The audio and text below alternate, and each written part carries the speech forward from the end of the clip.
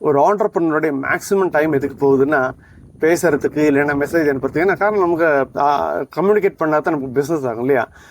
ஆனால் உங்களுக்கு அதில் ஒரு மாதம் ஒரு குறைஞ்சபட்சம் ஒரு 30 மணி நேரமாவது சேவ் பண்ண முடியும்னா அது பெரிய விஷயம் தானே.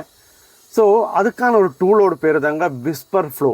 ஓகே, அதானதை நீங்கள் இப்போ இதோட நீங்கள் சொல்லுவீங்க இல்லை எனக்கு வந்து கூகுளில் வந்து டைப் பண்ணி அனுப்பிச்சிக்கலாம் சொல்லுவீங்க. இதோட வித்தியாசம் என்னென்னா நீங்கள் பேசும்போது அந்த மாதிரிலாம் ஃபில்லர்ஸ் எல்லாம் கொடுப்பீங்க. இல்லைன்னா சில சமயம் என்ன சொல்லுவீங்கன்னா நாளைக்கு 12 மணிக்கு மீட் பண்ணலாம், இன்னும் இல்லை வேணாங்க 1 மணிக்கு மீட் பண்ணிக்கலாம் சொல்லுவீங்க இல்லையா.